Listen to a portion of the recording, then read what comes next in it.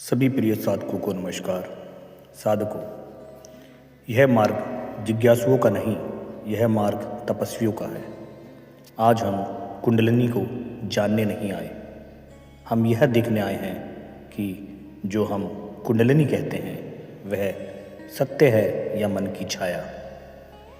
तंत्र में उसे महामाया कहा गया, योग में पराशक्ति, अद्वैत में स्वरूप प्रकाशनी, परंतु ये सब नाम है, नाम से सत्य नहीं मिलता। कुंडलिनी का वास्तविक अर्थ है चेतना की सुप्त संभावना। वह ऊर्जा नहीं, वह बिजली नहीं, वह मात्र प्राण का प्रवाह नहीं। वह बिंदु है जहाँ जीव सीमित से असीम की ओर मुड़ता है। अब प्रश्न आता है कि सर्प का प्रतीक क्यों? ऋषियों ने कहा वह मूलाधार में सर्पणी की भांति कुंडली मारे बैठी है। क्या सचमुच कोई सर्प है? नहीं, सर्प प्रतीक है जागृत सजगता का, मौन शक्ति का और विष अमृत दोनों की संभावना का। सर्प अचानक फुकार सकता है, उसी प्रकार शक्ति अचानक चेतना को हिला सकती है। परंतु जो लोग केवल प्रतीक को पकड़ लेते हैं वे अनुभव से वंचित रह जाते हैं। अब जानते हैं अनुभव क्या है। अब ध्यान से सुनो। अनुभव वह नहीं जो तुम्हें रोमांचित कर दे, अनुभव वह है जो तुम्हें बदल दे। यदि ध्यान में प्रकाश दिखे पर क्रोध वही रहे तो वह दृश्य है, अनुभव नहीं। यदि ध्यान में ध्वनि सुनाई दे पर भय वैसा ही रहे तो वह कल्पना है, जागरण नहीं। सच्चा अनुभव व्यवहार बदल देता है। अब जानते हैं कल्पना की सूक्ष्मता। मन बहुत चालाक है, वह आध्यात्मिक भी हो सकता है, वह दिव्य दृश्य भी बना सकता है, वह तुम्हें यह विश्वास भी दिला सकता है कि मैं जाग गया। परंतु सुनो, जहाँ मैं बढ़ी वहाँ शक्ति सुप्त है। कल्पना के लक्षण हैं अनुभव की भूख, दूसरों को बताने की इच्छा, विशेष बनने का भाव। और अनुभव का लक्षण है मौन, सरलता और स्वाभाविक विनम्रता। अब हम जानते हैं शक्ति का वास्तविक स्पर्श। साधकों, जब शक्ति सच में उठती है कोई आतिशबाजी नहीं होती, एक गहरा मौन उतरता है, सांस सूक्ष्म हो जाती है, भय घटने लगता है, इच्छाएं स्वतः गिरती हैं। तुम्हें सिद्धि की चाह नहीं रहती, तुम्हें केवल सत्य चाहिए। अब सबसे बड़ा भ्रम आता है। आज का जो सबसे बड़ा भ्रम यह है कुंडलिनी जागरण एक घटना है, नहीं, यह एक प्रक्रिया है, धीमी, सूक्ष्म, अदृश्य। कई बार बरसों तक कुछ नहीं होता प्रतीत होता है, पर भीतर बीज अंकुरित हो रहा होता है। जागरण का वास्तविक प्रमाण। अगर जानना चाहते हैं कि वास्तविक प्रमाण क्या है जागरण का, तो अपने आप से पूछो, क्या मेरा भय कम हुआ? क्या मेरी प्रतिक्रिया धीमी हुई? क्या मैं भीतर स्थिर हुआ? यदि नहीं तो अभी मार्ग शेष है। अब एक गूढ़ रहस्य। कुंडलिनी लक्ष्य नहीं, लक्ष्य है आत्म प्रकाश। शक्ति द्वार है, शिवत्व गृह है। जो शक्ति में अटक गया वह द्वार पर ही बैठ गया। तो साधकों, नेत्र बंद करो, रीढ़ सीधी करो और भीतर पूछो, क्या मैं अनुभव चाहता हूँ या सत्य? और यदि सत्य चाहते हो तो कल्पना त्यागो, शक्ति स्वयं प्रकट होगी। चलिए अब हम अपनी इस दिव्य यात्रा को और आगे लेकर चलते हैं, जहाँ पर हम जानेंगे अनुभव और भ्रम की गूढ़ परीक्षा। तो साधकों, ऋषि कहते थे अनुभवो न दृश्य न शब्द, अनुभव परिवर्तनस्य मूलम। अनुभव दृश्य नहीं, अनुभव ध्वनि नहीं, अनुभव परिवर्तन का बीज है। आज हम उसी बीज को पहचानने की परीक्षा करेंगे। प्रथम कसौटी होती है स्थिरता की परीक्षा। कल्पना उत्तेजना देती है, अनुभव स्थिरता देता है। यदि ध्यान के बाद तुम हलचल से भर जाओ, लोगों को बताने की उत्कंठा हो, तो समझो मन अभी भी केंद्र में है। पर यदि ध्यान के बाद तुम शांत हो जाओ, बिना कारण मौन प्रिय लगे, तो समझो भीतर कुछ स्पर्श हुआ है। सच्चे अनुभव के बाद मन थोड़ी देर के लिए थक जाता है, क्योंकि उसे केंद्र से हटना पड़ता है। द्वितीय कसौटी आती है अहम की सूक्ष्म परख। सबसे सूक्ष्म भ्रम है आध्यात्मिक अहम। वह कहता नहीं पर भीतर से फुसफुसाता है, अब तुम विशेष हो। यदि किसी अनुभव के बाद तुम स्वयं को दूसरों से ऊंचा समझने लगो तो समझो यह मन की चाल है। सच्चे अनुभव के बाद व्यक्ति स्वयं को छोटा अनुभव करता है, जैसे समुद्र के सामने खड़ा एक कण। अब आती है तृतीय कसौटी, भय का विलयन। भ्रम भय को नहीं हटाता, वह केवल उसे दबा देता है, पर अनुभव मृत्यु भय को धीरे धीरे गलाता है। यदि तुम अब भी सुरक्षित हो, हर बात पर चिंतित हो, तो अभी जागरण नहीं, शक्ति का स्पर्श भीतर एक अदृश्य साहस जगाता है। अब आती है चतुर्थ कसौटी, इच्छाओं की दिशा। कल्पना इच्छाओं को बढ़ाती है। अब साधक चाहता है और अनुभव, और ऊर्जा, और सिद्धि, पर अनुभव इच्छाओं को सरल बनाता है। सच्चा स्पर्श होने पर भोग की लालसा मंद पड़ती है, क्योंकि भीतर की तृप्ति बाहरी वस्तुओं की मांग घटा देती है। अब आती है पंचम कसौटी, सांस की गवाही। ऋषि कहते थे, यत्र श्वास सूक्ष्म तत्र चेतना जागृत। यदि साधना के साथ सांस स्वतः गहरी और सूक्ष्म होने लगे तो यह संकेत है कि भीतर संतुलन बन रहा है। पर यदि सांस भारी हो, छाती में दबाव हो और मन व्याकुल, तो यह प्राण की असंतुलित गति है, जागरण नहीं होती। अब आती है षष्ठ कसौटी, संबंधों में परिवर्तन। सबसे सच्ची परीक्षा ध्यान में नहीं होती साधकों, सबसे सच्ची परीक्षा होती है संबंधों में। यदि अनुभव के बाद तुम्हारा क्रोध घटे, प्रतिक्रिया धीमी हो, क्षमा सहज हो जाए, तो यह वास्तविक परिवर्तन है। यदि ध्यान में दिव्यता हो और जीवन में कठोरता, तो अभी साधना अधूरी है। अब आती है सप्तम कसौटी, मौन की भूख। कल्पना भीड़ चाहती है और अनुभव मौन। यदि तुम्हें एकांत प्रिय लगने लगे बिना अकेलेपन के, तो समझो भीतर गहराई बढ़ रही है। सच्चे अनुभव के बाद साधक शब्दों से अधिक मौन में जीता है। अब आती है अष्टम कसौटी, समय की अनुभूति। साधक भ्रम समय को तेज करता है। अब क्या होगा, अगला अनुभव कब आएगा? अनुभव समय को धीमा कर देता है। क्षण लंबा हो जाता है, प्रतीक्षा समाप्त हो जाती है। अब एक गूढ़ रहस्य, आत्मिक परीक्षा का अंतिम प्रश्न। अपने आप से पूछो, यदि अब कोई अनुभव ना मिले तो क्या मैं साधना छोड़ दूंगा? यदि उत्तर हाँ है तो अभी अनुभव की भूख है, और यदि उत्तर नहीं है तो मार्ग शुद्ध हो रहा है। तो साधकों, अब नेत्र बंद करो और अपने भीतर देखो, क्या मैं अनुभव का संग्रह करता हूँ या सत्य का साधक? कुंडलिनी को जगाने से पहले स्वयं को जगा लो, अन्यथा शक्ति भी अहंकार की सेवा में लग जाएगी। यदा साधका साक्षी भवति तदा भ्रम स्वयं पतति। जब साधक साक्षी बन जाता है तो भ्रम स्वयं गिर जाते हैं। ओम शांति। चलिए साधकों, अब हम इस दिव्य यात्रा को और आगे की तरफ लेके चलते हैं, जहाँ हम जानेंगे कुंडलिनी जागरण के प्राचीन चरण और गुप्त संकेत। अब हम उस क्षेत्र में प्रवेश कर रहे हैं जहाँ शब्द भी धीरे चलते हैं। यह भाग सामान्य ज्ञान नहीं है, यह आंतरिक मानचित्र है। पर स्मरण रहे, यह संकेत है, अंतिम सत्य नहीं। प्रत्येक साधक की यात्रा अद्वितीय होती है। तो साधकों, अब स्मरण करो एक प्राचीन वचन, शक्ति नाद रूपेण प्रवर्तते शिवो बिंदु रूपेण स्थिता।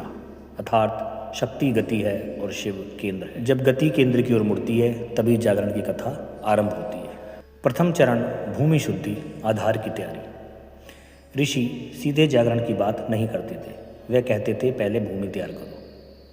संकेत क्या है? जीवन में अनुशासन स्वतः आने लगता है, असत्य बोलने में भीतर खिंचाव होता है, भोजन की शुद्धि की ओर झुकाव बढ़ता है, शरीर और स्थिर बैठने की क्षमता बढ़ती है।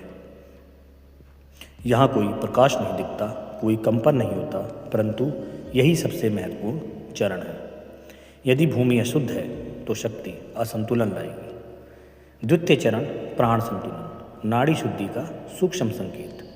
जब साधक निरंतर जप, ध्यान, प्राणायाम करता है तो धीरे धीरे ईड़ा और पिघला संतुलित होने लगती हैं। इसके गुप्त संकेत हैं, सांस का प्रवाह दोनों नासिकाओं में संतुलित होता है, भावनात्मक उतार चढ़ाव कम होते हैं, नींद की गुणवत्ता सुधरती है, अनावश्यक भय में कमी आती है। यहाँ अभी कुंडलिनी का उदय नहीं हुआ, पर मार्ग साफ हो रहा है। ऋषि कहते थे, नाड़ी शुद्धो बिना शक्ति न सम्यक प्रवर्तते।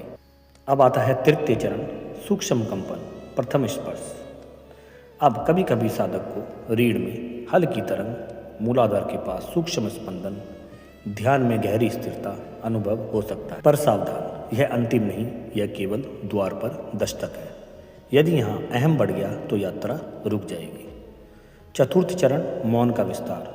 जब साधक के भीतर एक नया गुण आता है, मौन, शब्द कम हो जाते हैं, प्रतिक्रियाएं धीमी हो जाती हैं, समय की गति बदलती प्रतीत होती है और ध्यान में कभी कभी सांस अत्यंत सूक्ष्म हो जाती है, जैसे भीतर कोई और सांस ले रहा हो।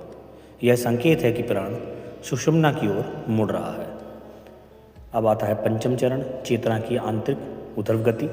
अब अनुभव बाहर नहीं, भीतर का आयाम बदलता है। इसके सूक्ष्म संकेत हैं, स्वप्न अधिक स्पष्ट और प्रतीकात्मक हो सकते हैं। जागृत अवस्था में भी साक्षी भाव बढ़ता है, सुख दुख की तीव्रता घटती है और यहाँ कभी कभी ऊर्जा का ऊपर उठने जैसा अनुभव हो सकता है। परंतु याद रखो, ऊर्जा का अनुभव ही जागरण नहीं, परिवर्तन ही प्रमाण है। अब आता है षष्ठ चरण, हृदय विकास, अनाहत का स्पर्श। जब शक्ति हृदय क्षेत्र को स्पर्श करती है तो करुणा स्वतः बढ़ती है, क्षमा सहज हो जाती है, दूसरों की पीड़ा स्पर्श करती है और यहाँ साधक रो भी सकता है, वो भी बिना कारण के। यह कमजोरी नहीं, हृदय का विस्तार है। अब आता है सप्तम चरण, विचार क्षीणता, आज्ञा का संकेत। अब विचारों की भीड़ घटती है, निर्णय सहज हो जाते हैं, भ्रम कम होते हैं और ध्यान में प्रकाश दिख भी सकता है, पर साधक उसमें उलझता नहीं। सबसे बड़ा संकेत है, मैं अनुभव कर रहा हूँ और यह भाव भी धीरे धीरे गलने लगता है। अब आता है अष्टम चरण, अहम विलयन का आरंभ। यह अत्यंत सूक्ष्म है, यहाँ कोई आतिशबाजी नहीं, कोई चमत्कार नहीं, परंतु भीतर से मैं का केंद्र ढीले पड़ने लगता है। व्यक्ति स्वयं को एक प्रक्रिया के रूप में अनुभव करता है, एक ठोस पहचान के रूप में नहीं। अब आता है नवम चरण, सहस्त्रार का मौन। जब चेतना सहस्त्रार को स्पर्श करती है तो अनुभव नहीं, अनुभवकर्ता बदल जाता है। मृत्यु का भय घटता है, जीवन की अस्थिरता स्वीकार्य हो जाती है और एक गहरा संतोष उतरता है, जहाँ शब्द समाप्त हो जाते हैं। ऋषि कहते थे, यत्र शब्दः निवर्तते तत्र शक्ति शिवत्व गच्छति। अंतिम गुण संकेत, कुंडलिनी जागरण रेखीय नहीं है, ये ऊपर नीचे भी हो सकता है। अंतिम गुण संकेत, कुंडलिनी जागरण रेखीय नहीं है, यह ऊपर नीचे भी हो सकता है। कभी प्रकाश, कभी शून्यता, कभी विस्तार, कभी सूखा। परंतु यदि समग्र दिशा भीतर की स्वतंत्रता की ओर है तो यात्रा सही है। एक अंतिम चेतावनी यहाँ पर, इन संकेतों को पकड़कर कल्पना मत बना लेना, हर स्पंदन को जागरण मत कह देना। सबसे बड़ा संकेत है सरलता। यदि साधक सरल हो रहा है तो शक्ति सही दिशा में है। तो साधकों, आंखें बंद करो, रीढ़ सीधी, सांस सूक्ष्म और भीतर सुनो, मैं शक्ति नहीं हूँ, मैं वह साक्षी हूँ जिसमें शक्ति प्रकट होती है और यहीं से वास्तविक जागरण प्रारंभ हो। अब हम अपनी इस दिव्य यात्रा को और भी आगे की तरफ लेके चलते हैं और जहाँ हम जानेंगे अधपक्के जागरण के खतरे और ऊर्जा विक्षेप।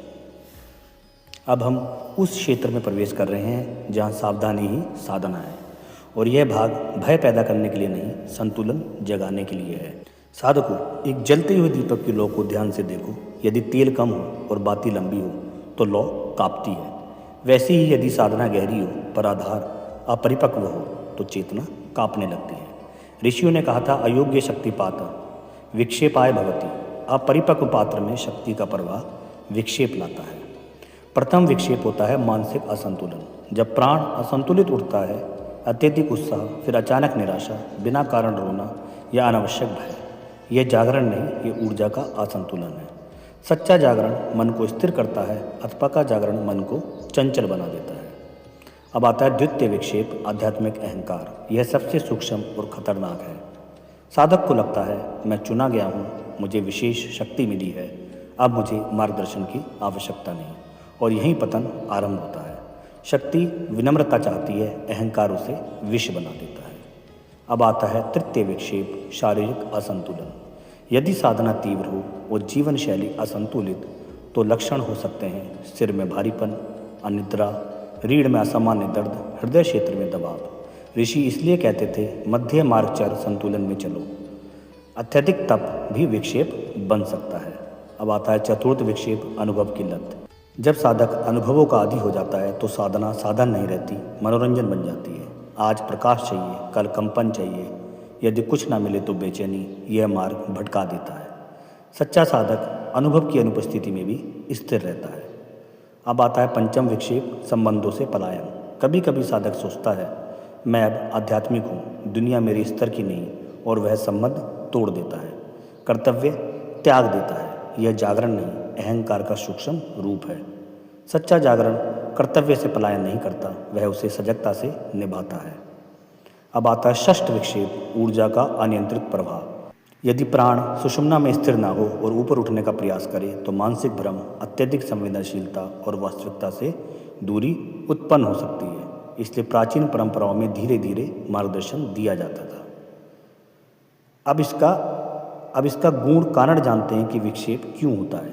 क्योंकि शक्ति तटस्थ है, वह तुम्हारे भीतर जो है उसे बढ़ा देती है। यदि शुद्धता है तो प्रकाश बढ़ेगा, यदि अहम है तो अहम प्रबल होगा। इसलिए पहले शुद्धि फिर जागरण। अब सुरक्षा के प्राचीन सूत्र आपको बताता हूँ। ऋषियों ने 5 नियम बताए। पहला संतुलित आहार, दूसरा नियमित नींद, तीसरा मध्यम साधना, चौथा गुरु या अनुभवी मार्गदर्शक का सम्मान, पांचवा अनुभवों पर मौन। इन पांचों में ऊर्जा स्थिर रहती है। अब एक अंतिम गुण संकेत। सच्चा जागरण धीमा होता है पर तुम्हें तोड़ता नहीं, परिपक्व करता है। यदि साधना के साथ तुम अधिक स्थिर, अधिक करुणामय, अधिक संतुलित हो रहे हो तो मार्ग सही है। यदि अधिक चंचल, अधिक उत्तेजित, अधिक अलग थलग तो रुककर संतुलन लाओ। तो साधकों, नेत्र बंद करो, सांस गहरी और भीतर सुनो।